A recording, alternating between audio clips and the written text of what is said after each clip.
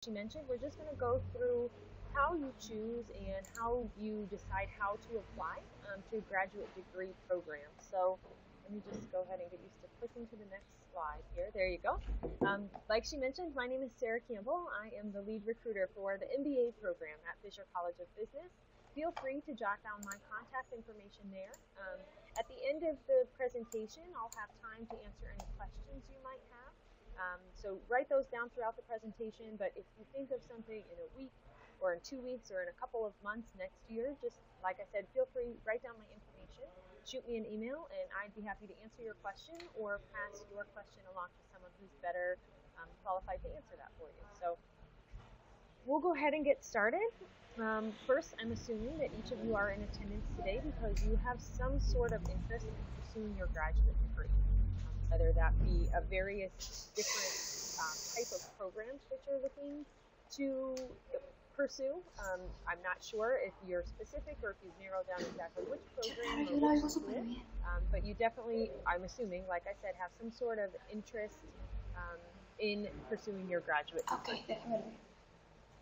So I guess the first thing you can start with is asking yourself why.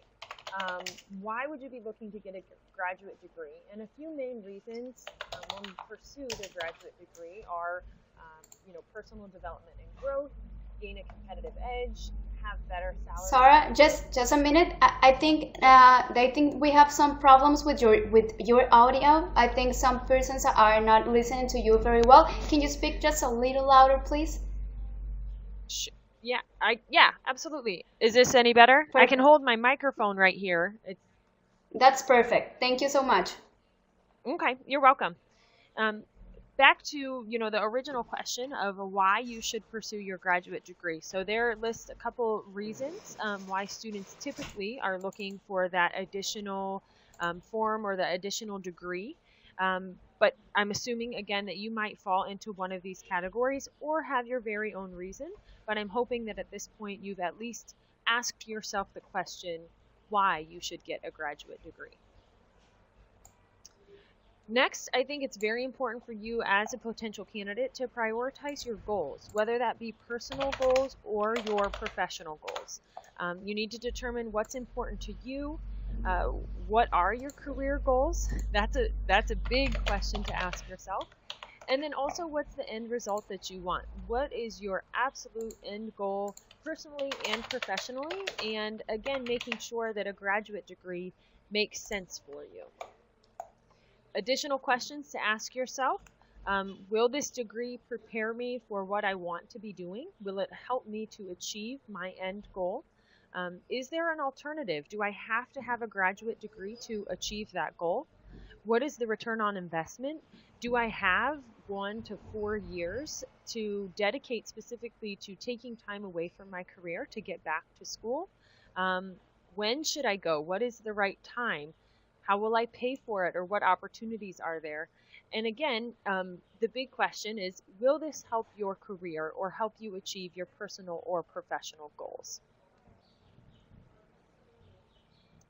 If you've answered all of those questions or asked yourself those questions, you think that yes, a graduate degree is right for you, there's a bit more research that you should be doing. So again, after all of that self-reflection, you'll want to start exploring your specific options. What type of program or what type of degree you'll be looking for or looking to pursue. And then also what schools you will pursue or what schools you will explore, because there are many, many different options for you depending on the degree that you're after and again what your end goals are. So getting started can take time. You might be thinking, I just asked myself all of these questions. This process, but moving forward, we'll get started with the research. So you want to make sure that you're ready and willing to dedicate some time to exploring all of your options. If you really are set on pursuing a graduate degree, you want to make sure you're doing yourself a service in putting time into exploring every possibility that you might have. Different ways you can research your options. Of course, the published rankings are a great place to start. There are all types of rankings, U.S. News and World, the Financial Times, Business Week. Each of them bring something different to you, and the rankings may be different across the board. My suggestion is to use these rankings just as a starting point for your research. After you've established through the rankings which schools you want to target, or you've made maybe a longer list, go ahead and start exploring the university websites. Um, Talk with professors if you're able to, read blogs on the websites, speak to professionals in the field, or whatever your end goal career is. See if you can talk to somebody in that field. Get their opinion on their educational background, what the trends are in the industry now, and really what kind of degree or which program you should be pursuing to achieve your goals. If you can, speak with alumni who've already been through certain programs. And by all means, if you have the opportunity to attend any graduate fairs or professional fairs, oftentimes that is a great chance for you to get in front of multiple different schools, have those one-on-one interactions, and learn information about a wide variety of programs at one time. After you've done that, I'm hoping that through all of that research, you'll be able to narrow down your list, maybe to a shorter list. At that point, my suggestion is to go ahead and connect with those schools. So interact with admissions representatives, current students, alumni, attend webinars, information sessions such as this to learn more about schools and what the opportunities are. And if you have the chance to attend on-campus events, I feel that there is no better way for you to get a sense of the culture on campus and what your experience would be like as a student in the program than you would if you were to visit campus for a day. I mentioned earlier the admissions blogs and student blogs. I think these are, again, a great resource for students.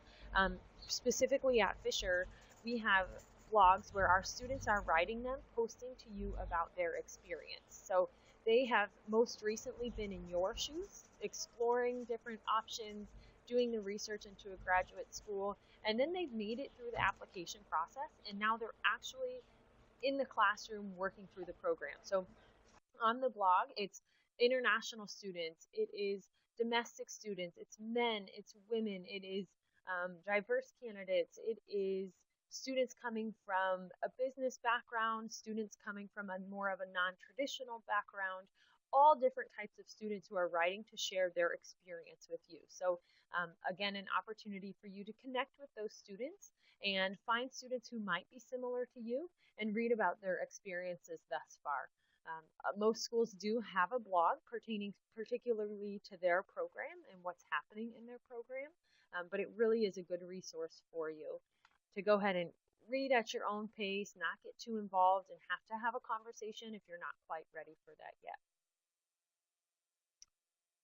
You want to make sure that you're getting prepared early and early enough, depending on which program you've selected. So you definitely want to start making your checklist as early as you can.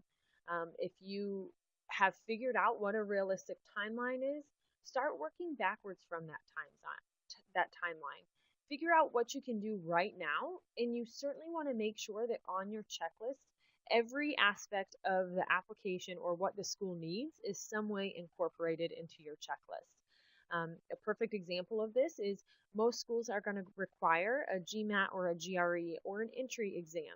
So you want to make sure that you are giving yourself enough time to prepare for that exam, to take that exam, maybe an extra window if you don't do as well as you hoped on your first attempt, that you have some more time to possibly study some more and retake the exam before the final deadline. So again, just making your checklist, figuring out everything that needs to be done, and making sure your checklist somehow includes some sort of time frame or timeline for what needs to be done and when. If you're an undergraduate student or you're currently pursuing your undergraduate degree, there's a couple things you could be doing to prepare while you are still in school. You definitely want to make sure you focus on your academics and graduate with a strong GPA, and get involved with some activities. Most graduate schools are looking to see if you were able to manage your time or if you held leadership roles in student organizations or clubs, extracurricular things on campus, or even within the surrounding community. You want to prepare to take those standardized tests, whether that be the GMAT or the GRE. It depends which program you're looking into, but you want to make sure that you are, again, preparing for the appropriate test or the exam that will be accepted by the graduate programs of your choice. The fourth point there, requesting your letters of recommendation. Letters of recommendation is a pretty common requirement or component of most grad school applications. So depending on what the program wants, if they want professional recommendations or academic recommendations, if you are still in school, you can certainly prepare and build those relationships with your professors so that when it comes time for them to write a letter of recommendation for you, they understand what your goals are and what you're trying to do, and they'll be able to write a more positive and personal recommendation letter for you. If you're out of college and you've finished your undergraduate degree, a couple things you could do similarly to if you are still in school, but unfortunately at this point, there's not much you can do about your transcripts and the grades that you achieved while you were studying as a student. So you want to make sure that you are reviewing your academic transcripts and identifying any shortcomings. When I say this, I don't want you to be hesitant or scared to move forward with your application, but more so just to be self-aware and be aware of maybe a semester where you performed poorly and really think and help yourself understand why that could have been the case. Seek out leadership opportunities and community involvement, whether you have the opportunity to volunteer. There's additional committees at your current place of employment that you can get involved with. Absolutely any of those opportunities will be valuable to add on your resume and within your application to graduate schools. You want to register to take the standardized test if you did not take them while you were an undergraduate student. Again, the thing that I can't stress enough with these is you want to make sure that you are preparing for and taking the test that is accepted by your grad school of your desires. It would really be a shame if you spent a bunch of time and invested money into preparing for the GRE exam and it turns out your program only accepts the GMAT. So throughout your research, while you're making your checklist, make sure that that's one thing that you really, really focus on and make sure you have a clear understanding of. If you took the GRE or the GMAT or whichever exam is required by your program as an undergraduate student, you wouldn't necessarily have to take it again. Most scores are valid for 5 years. So if you fall within that window and you feel that your scores are competitive, then you might not have to register to retake. And then requesting the letters of recommendation. Again, as I mentioned, throughout your research, you'll want to determine whether or not the program of your choice is expecting you to submit recommendation letters from professors or from professional colleagues or supervisors. So making sure you understand academic versus professional recommendations letter, and that you are working with those individuals to make sure if they are expecting academic references that you get back in touch with those professors, that you catch up with them, let them know where you are, what you've been doing in the most recent years, and then again, make sure they understand what your goals are and why this degree is important to you so they can write a more personal and more detailed letter of recommendation for you.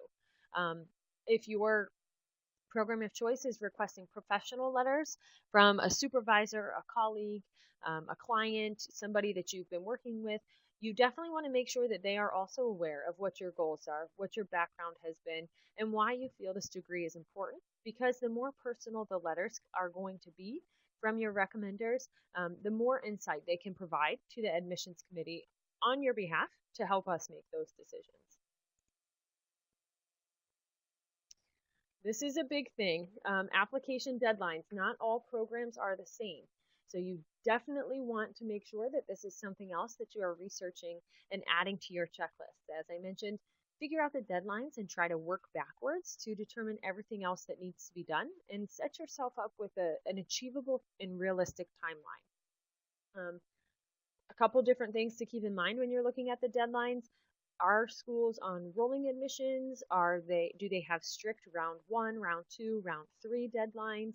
What is the absolute final date that they will no longer accept applications?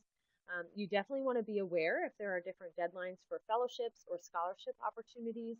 This is something that's huge, and I know a lot of our programs here have specific deadlines if you wish to be considered for university fellowship opportunities or if you wish to be considered for merit-based scholarship. So make sure you're aware of not only the deadlines, but the additional application materials if there are any. So So we'll go ahead and move into some application components here. These are typically what you can expect, or the common components of most applications for grad school. Again, making sure that you understand what's required of the application, and making sure that you are including all of that information on your checklist, that you are prepared and ready to go with all of this information so you aren't behind on a deadline. First things first is the academic transcripts. Again, a very common component that all schools will need. We need to verify that you have completed your undergraduate degree. We're going to check your coursework. Of course, we want to know that you are a good student, or that you have the capabilities to be successful in the class, because we are evaluating you to be sitting in more classes and to continuing on as a student. So we're looking to make sure that you have if there are minimum requirements, that you meet those. If there aren't, we're just looking overall at your ability in the courses that you've taken. Certain programs might require different types of evaluations. There's a difference between transcripts and advising reports, so make sure that you're aware of what each school needs. And if you've attended more than one university and you have transfer credits listed on one transcript, I know for us specifically, we do need transcripts from every institution you've attended, even if it was just for a summer class or two, study abroad or something like that. So keep that in mind. Make sure you give yourself plenty of time to request those transcripts. The GMAT or the GRE scores, again, make sure you know what your graduate program accepts. All of the programs at Fisher except one accept both exams, but I'm not sure if you're looking at other schools what their requirements are, so make sure you confirm which tests you should be studying for and you should be investing your time into. The GMAT exam, you probably know this, but it was the original exam for indication of success within business school. That doesn't mean that we weight that any differently if you were to take the GRE. It's just a personal preference. For programs that accept both scores, my best suggestion is to look at sample test questions from each exam, work through them, see how you feel. Sometimes individuals feel that the wording on one is a little trickier than the wording on the other, but it's all a personal preference. And like I said, take the test that the program requires. If they give you an option, take the test that is best for you. Other schools probably have some requirements around English proficiency exams. Again, check your program requirements for what is required if you fall into this category here. And then writing your resume. Again, the resume is another pretty common component of an application to grad school. You want to make sure that you're highlighting your experience, your education, and your achievements. I know for our programs, an expanded resume for our MBA program is acceptable, but make sure throughout your research and those interactions with the current students or the admissions representatives that you are submitting a resume that they want. I see a question just came in here that says, are there any templates for resumes that I suggest? There is not anything specific that I suggest. My best suggestion is to make it professional, specifically if you're applying to a business graduate program, which I'm assuming is why you're here today. At some point, you're going to be a business professional entering the professional workforce. So you want to make sure, if you can, avoid putting pictures or charts or graphs or fun colors and different fonts. Make sure that you are keeping it pretty straightforward, pretty standard, and that the format is consistent throughout your resume. But again, that falls into what the program is looking for. I know for our MBA program, we would prefer to see an expanded resume, not just one page, because we want you to add back on any of your extracurricular involvements. If you held a leadership role in a student organization, if you had academic achievements, if you volunteered outside of the classroom, what your work experience has been and what committees you've been on, your successful projects, all of that kind of stuff. So make sure that you, again, understand what the requirements are and what the committee is looking for. If a committee or an application to a certain program states that they want a one-page resume, make sure you follow the instructions that they're giving you. So again, I don't have a specific template for resumes that I suggest. Just keep it within the guidelines of the specific program and make sure that it's a professional reflection of who you are. You're welcome. Thanks for the question. So letters of recommendation, again, I know I've kind of talked about this already, so I'm not going to keep drilling it, but make sure you understand what is required or what is suggested for your specific program. If the program requires work experience prior to entering or as an admissions requirement, chances are they're going to want a professional reference. They're going to want to hear from supervisors or colleagues as far as your performance goes for the past couple of years. If your program does not require any professional experience, an academic reference might be perfectly fine. But again, make sure you understand what the admissions committee prefers and what makes you a more competitive candidate. Speak with whether it's those professors or your professional colleagues.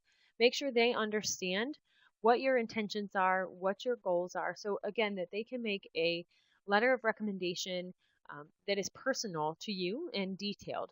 One suggestion, I know it might seem like common sense, if you have somebody writing a reference for you because you're applying to a program at Fisher, make sure your letter of recommendation does not say that that person recommends you for a program at a different school. I know that might sound silly, but make sure that it's the appropriate school listed in your recommendation because the admissions committee will look at that.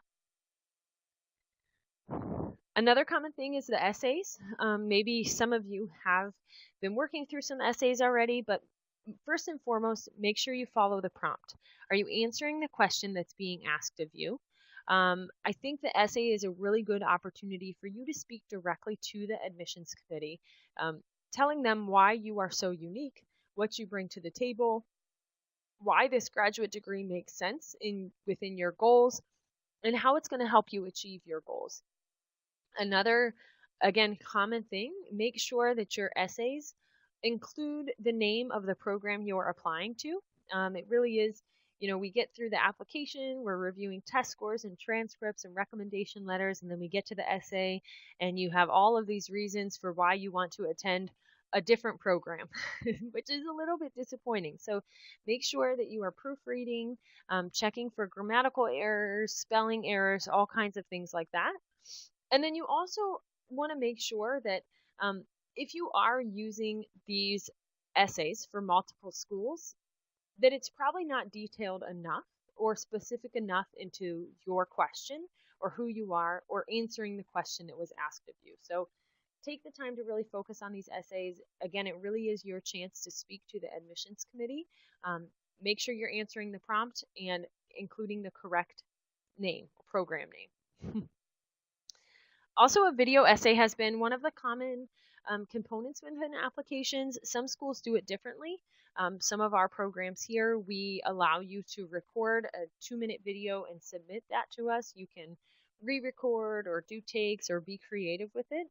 Some of our other programs require you to, they show you a question or they read you a question and they require you to respond right then and right there without having multiple takes and more so on the spot compared to others. So make sure that you're following the prompt, that you understand how the video essay portion of the application works, and just be aware that it could vary from program to program, whether it's informal versus one application wants you to submit a more formal video essay.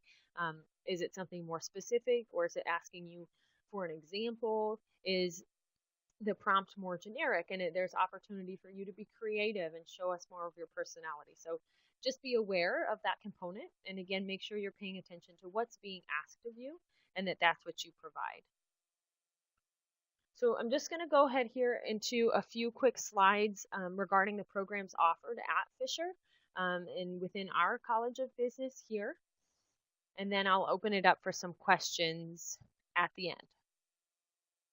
So at Fisher, we have 2 different kinds of graduate degrees. We have specialized master's programs, and then we have our MBA. The specialized master's programs are definitely more specific, and it's a deeper dive into content. It's tailored technical skills. The programs tend to be shorter length, and there's no work experience required. Within this specialized master's category falls our MAC, Masters of Accounting program, which is a 9-month program. It's open to non-accounting majors, and the curriculum is pretty flexible, but it really allows the students who fulfill the credits to be eligible for their CPA exam in Ohio. And again, opportunities for you to take electives in audit, tax, finance, strategy, operations, and many other areas. For our Masters of Accounting program, they accept the GMAT only. So if you're interested in that, it's GMAT only for that one. The second specialized master's program that we have is our we have a Master's of Finance program. Again, this is a 9-month program as well, allowing you to dive deep or get into the specifics of the finance field. So it supports both CFA and FRM professional designation exams. Students can take tracks in corporate finance, investment, risk management, or real estate. This particular program, if I didn't mention, is 9 months as well, but they accept both the GMAT and the GRE score for admission. The third specialized master's program is our Masters of Human Resource program. Now, this is a little bit different. It is a 2-year program here, but it's evening classes. So some of our students are working during the day if they have the flexibility or the option. But again, 2-year program, classes in the evening. It's mostly a comprehensive HR generalist specialization. So you'll have a summer internship if you can handle that over the summer. A lot of hands-on experience, really working with corporations and having that experiential learning while you're in the program. This program accepts both the GMAT and the GRE. Oops, let me go back to the MBA program here. This is me. I am, like I said, the recruiter for the MBA program. So it is a wide breadth of content. It's really to help you develop your managerial skills. And it's a longer length of a program. Our full-time program is about 2 years, and we do require some work experience within this program. At the minimum, we're looking for 2 years of professional, post-baccalaureate professional work experience here. Students will have a summer internship between their first and second year. There's global opportunities. There's a lot of hands-on learning, experiential learning, building those relationships, student consultant opportunities, case competitions, all things that you would expect within a managerial degree. You can focus on one specific area. You'll have a whole year of core classes within the MBA curriculum, and then you can break out into a more individualized approach within the second year. Again, this program accepts both the GMAT and the GRE. A question came in, does the program help you find the internship? So one thing that's really unique to everything that we have here at Fisher, we have individual career consultants for each of our students. So whether you're in the specialized master's programs or the MBA programs, there are opportunities available for you to pursue. Every day I'm getting multiple emails telling me of which companies are here on campus, interviewing our candidates, going through resume workshops with our candidates, what companies have openings coming up, whether that be for internships or professional jobs post-MBA. So in your second year, you'll be really busy finding your career. But for each of the programs, we have that focus. Absolutely, they're bringing recruiters onto campus. They're telling you of the opportunities available to connect with recruiters and networking events, getting in touch with alumni. So they're going to know you, and they're going to know what your goals are. They're going to be able to help you make a plan to get in front of recruiters. Now, are they going to say, okay, here is your assigned internship? No, it's not going to work that way, but we are a small program. Each of our classes are small, so there's an opportunity for you to have large campus resources for a lot of students. What I mean by that is most of our programs have no more than 100 students, but we had over 760 companies recruiting at Fisher last year. So the odds are really good compared to the ratio of students versus companies or positions available. So our students are interviewing. They're all having the opportunity to interview, and it's an opportunity for you to get in front of multiple different recruiters to lock in the interview or the internship or job that best suits you. Just to go over real quick, just a quick rundown again of the application, just the materials we're looking for. Make sure your resume is completely updated. Make sure you're aware that the MAC program only accepts the GMAT or the GRE if that's the one you're interested in. Make sure you're aware of how many essays are required for fellowship candidates or specific scholarship opportunities. Again, some programs will say this essay is optional, but if you wish to be considered for XYZ opportunity, please submit this essay. So make sure you're aware of that. Transcripts or transfer credits, we need all of your transcripts and all of your credits to be submitted or presented to us with your application. The recommendations here, make sure you're getting academic or professional recommendations, whatever is required of you or required of that program. And then one cool thing about Fisher, you can start your application online, save it, submit, and then come back later to update your essays or update your resume and those types of things, and then submit it at a later date. So again, just that quick run through. I see some questions coming in, so I'll get back to those in just a minute. The financial aid here, this is just some opportunities consistent with Fisher. On the left-hand side, you'll see obviously the need-based funding opportunities for U.S. citizens, grad plus loan at the bottom. Some students do take student loans. Again, that's all a personal preference of what you're looking for. And then the merit-based funding on the right-hand side, this is specific to Fisher. And what I can tell you is that all of the students are considered for financial aid. So you'll go through the admissions process, you'll submit your application, there might be an interview. If you do have a favorable result or a favorable decision, meaning you are admitted, your application will then go through a review process for merit-based funding. You can see there that funding is issued or given based off of GMAT scores, undergraduate GPA, your professional background, what type of experiences you've had, if you've had leadership experience, and then overall how competitive you are compared to other students who are also applying. University awards, I mentioned fellowships throughout this presentation. We have two opportunities here at Ohio State where you can apply for fellowship opportunities, which means full tuition, a monthly stipend. The university fellowship is for students who have a 3.6 GPA and test scores within the 75th percentile. That's for international and domestic students. Sorry, I'm grabbing my cheat sheet to make sure I'm telling you the correct things here. And then the Graduate Enrichment Fellowship. This is for U.S.-based citizens who can contribute to the diversity in the classroom. These students need to have at least a 3.1 GPA and a 40% on the test scores, fall within the 40th percentile or above. For each of these, we do require a third letter of recommendation, and we do require additional essays, which all of that information is on our website. Now, if you're looking to apply for the August 2017, unfortunately, those opportunities have passed. We also had a separate deadline for those.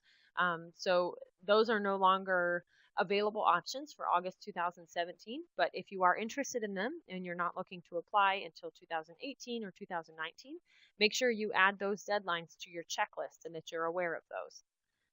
And then just the Fisher Awards. We have graduate assistantships, which means you could work for 10 hours a week in the office in exchange for 50% tuition, a monthly stipend. Teaching assistantships mostly fall for our second-year students, but again, similar opportunities for you to teach undergraduate classes, help out with the professors, and again, have some compensation towards your tuition and a stipend. And then just general scholarships and fellowships. I can speak for the MBA program. We award about 70% of our students with some sort of financial aid, and that can range anywhere from $1,500 to full tuition scholarships. And again, it's based on overall how competitive you are compared to other candidates. So I'll go ahead. This here is the contact information.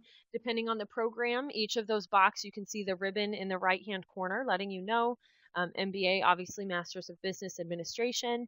MAC is Masters of Accounting. MHRM for the HR program. And then SMF for the Specialized Masters of Finance. Website there where more additional information about each program can be found. And then the email address, or the second line in each of those boxes, will go to the student ambassador inbox. So basically you will get a response from a student who would be willing to answer your question from his or her perspective And again, back to one of my original points, I think the students are a really good resource for you, as they have most recently been in your shoes and are currently in the shoes that you're trying to fill. So take down that information. Again, you have my information from the very beginning, but I'll go to some questions here on the side. It looks like, is it harder for international students to find an internship, visa regulations wise? So that's a good question, and it all just depends. I mean, we do have companies that are recruiting here for international students. What we can't control is what type of sponsorship opportunities each company has. Like I said, there were 766 companies that recruited here last year, and some of them do and some of them don't. So it's just depending on what those companies have. What I found for the international students, a lot of it is real-time opportunities. So they aren't necessarily coming here specifically looking for an international student, but they have the opportunity to do so. So you are have the same opportunities for those domestic students. I know our Office of Career Management also works really hard for international students to help them overcome some challenges that there may be around the visa regulations. They have specific events, recruiting events, networking events, resume workshops, specific presentations from recruiters, specifically for international students from companies who do sponsor students for internships and careers, postgraduate studies. So there are a few challenges, I would say, but you're not going to find those challenges just at Ohio State. Those are challenges regardless of the graduate school that you go to. I think it's just good for you to have an understanding of what options are available and what the Career Management Office is doing to help you overcome those challenges.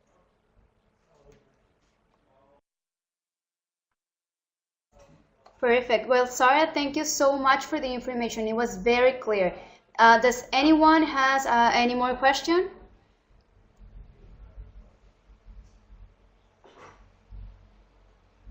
Well, I think it's very clear for everyone. I thank you again, and we have all the information for you guys, and will we keep in touch? All right, great. Thank you so much. You all have a great night. You too. Thank you. Bye-bye. You're welcome. Bye. Muchas gracias a todos por asistir. Voy a cerrar la sesión.